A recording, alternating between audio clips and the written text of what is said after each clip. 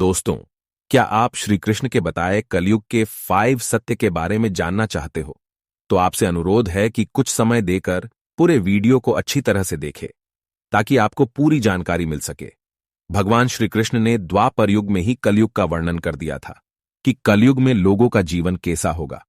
दोस्तों, इस कहानी में हम कलयुग की वह 5 बातें प्रस्तुत करेंगे जो भगवान श्री कृष्ण ने पांडवों को बताई थीं, और उस बातों से सीख लेकर हम अपने जीवन में भी कुछ आवश्यक बदलाव ला सकते हैं।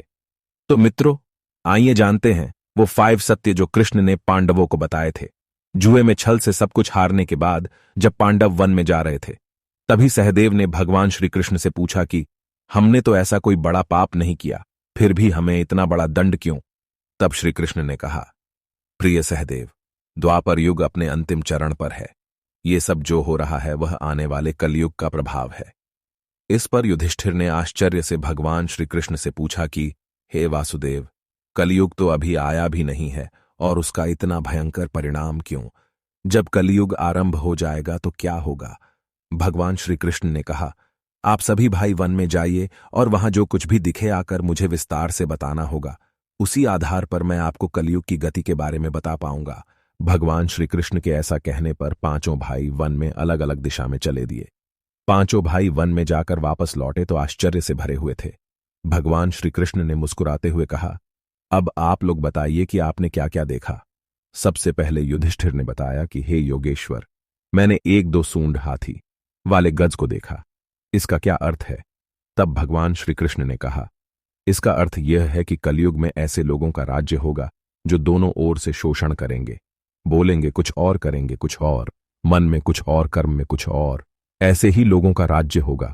उसके बाद महाबली भीम ने कहा, हे वासुदेव, मैंने एक गाय काव को देखा जो अपने बच्चे को इतना चाट रही थी कि वह बच्चा लहूलुहान हो गया।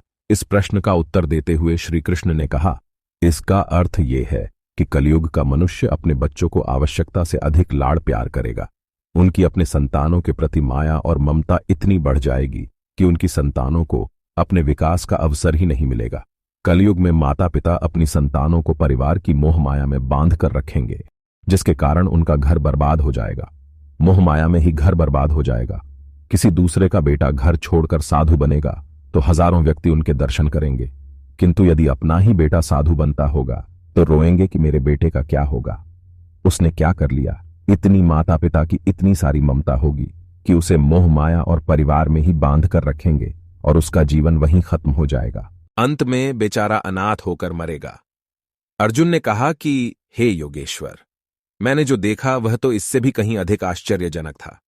मैंने देखा कि एक पक्षी के पंखों पर वेद की रचाएं लिखी हुई थीं और वह पक्षी एक मुर्दे का मांस खा रहा था। इसका क्या अर्थ है? इस पर भगवान श्री कृष्ण ने मुस्कुराते हुए कहा कि कलयुग में ऐसे लोग होंगे जो बड़े ज्ञानी और ध्यानी कहलाएंगे। वे ज्ञान की चर्चा तो करेंगे, लेकिन उनके आचरण राक्षसी होंगे। बड़े पंडित एवं विद्वान कहलाएंगे, किंतु वे यही देखते रहेंगे कि कौन सा मनुष्य मर जाए और हमारे नाम से संपत्ति कर जाए। चाहे कितने भी बड़े लोग होंगे, किंतु उनकी दृष्टि दूसरे के धन और पद के ऊपर, मांस के ऊपर ही रहेगी। सत्पुरुष तो बहुत ही कम दिखेंगे। नकुल ने कहा, भैया, मैंने देखा कि एक बहुत बड़ी चट्टान पर्वत से गिरी। उसे बड़े से बड़े वृक्ष भी उसे नहीं रोक पाए, किंतु एक अत्यंत छोटे से पौधे का स्पर्श होते ही वह चट्टान वहीं पर स्थिर हो गई।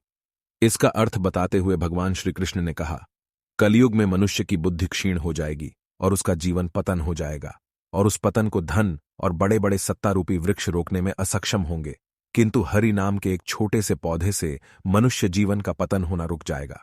अतः कलयुग में हरि नाम ही मोक्ष और मुक्ति का एकमात्र मार्ग होगा। सबसे अंत में सहदेव ने कहा, हे मधुसूदन, मैंने देखा कि 6-7 कुएं थे और आसपास के कुओं में पानी है, किंतु बीच का कुआं खाली है। बीच का कुआं गहरा है, फिर भी पानी नहीं है। ऐसा कैसे हो सकता है और इसका क्या अर्थ है? इस पर भगवान श्री कृष्ण बोले, कलयुग में धनी लोग लड़के लड़की के विवाह में, छोटे बड़े महाउत्सवों में, सत्ता के लालच में बहुत ज्यादा पैसा खर्च कर देंगे, किंतु अगर किसी भूखे को देखेंगे तो उनकी सहायता करने में किसी व्यक्ति को कोई रुचि नहीं होगी। उनका अपना ही सगा भूख से मरेगा, फिर भी वह लोग उसे देखते रहेंगे। दूसरी ओर मौज मस्ती, मदिरा पान मांस खाना, सुंदरता यौवन और व्यसन में पैसे उड़ा देंगे, किंतु किसी के 2 आंसू पोंछने में किसी को कोई रुचि नहीं होगी। कहने का तात्पर्य यह है कि कलयुग में अन्न के भंडार होंगे, लेकिन लोग भूख से मर जाएंगे। लेकिन जो लोग ऐसी आदतों से दूर रहेंगे, उस पर कलयुग का नहीं, बल्कि परमात्मा का प्रभाव होगा। तो मित्रों, आज के वीडियो में बस इतना ही। हम फिर मिलेंगे एक नई वीडियो के साथ। तब के लिए आप सभी का धन्यवाद।